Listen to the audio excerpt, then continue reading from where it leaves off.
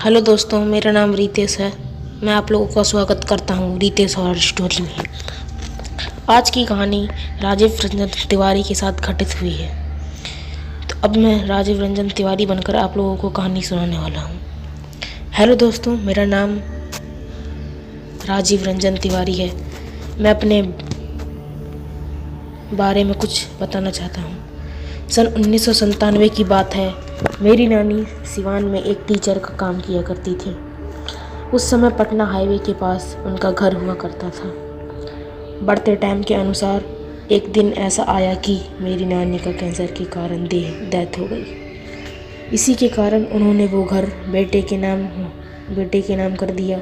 जो घर नानी से मेरे मामा का हो गया। जब वो घर बेटे के नाम हुआ, उन्होंने सोचा कि कुछ बिजनेस किया जाए। तब उन्होंने एक बड़ा सा बिजनेस स्टार्ट किया जिसमें 12 लाख रुपए लगाए। लेकिन कहा जाता है जो होना है होता है रहता है। एक दिन ऐसा आया कि जब मेरे मामा वॉशरूम में फ्रेश होने के लिए जा रहे थे, वॉशरूम में उन्होंने जो देखा वो देखकर उनकी जान निकल गई।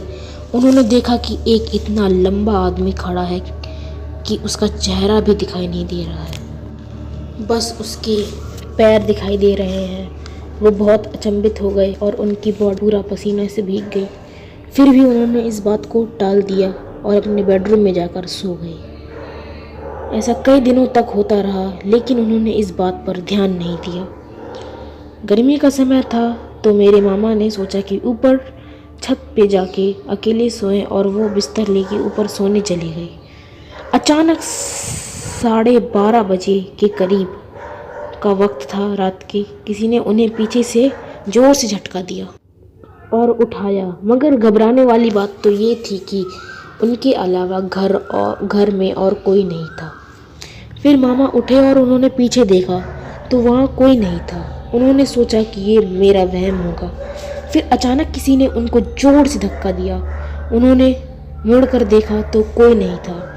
डर के मारे वो बहुत घबरा गए थे।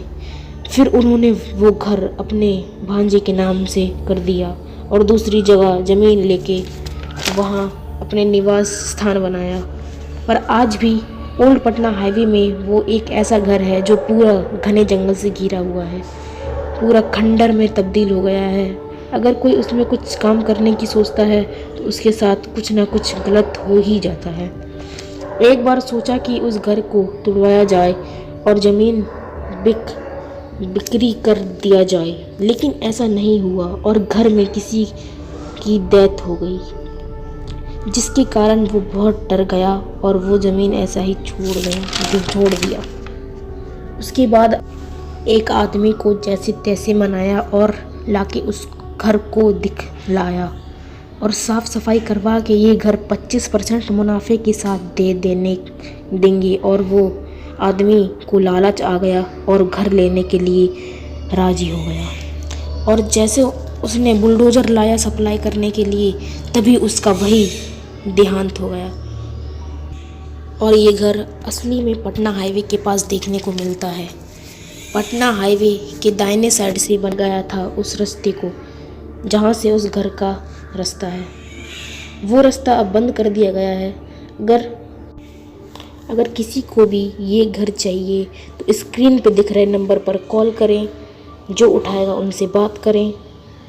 कॉल राजीव उठाएंगे और आप उनसे बात करके ये घर ले सकते हैं। तो दोस्तों, आज की इस वाली वीडियो में इतना ही। अगर आपको वीडियो पसंद आई तो वीडियो को लाइक शेयर करें। चैनल पर नए हैं तो सब्सक्राइब करके नोटिफिकेशन बेल को ऑल पे सेट करें। आपको कैसी लगी ये राजीव की कहानी? ये एक सच्ची घटना पे आधारित है और आप लोग को विश्वास नहीं हो रहा तो आप लोग आकर देख सकते हैं। स्क्रीन पर दिख रहे नंबर पर कॉल करें तो आप ये घर को ले सकते हैं और इस घर को देख सकते हैं, एक्सप्लोर कर सकते हैं। ठीक है, तो आज की इस वाली वीडियो में इतना ही। मिलते हैं किसी और नई हॉरर स्टोरी के साथ। तब तक के लिए बाय।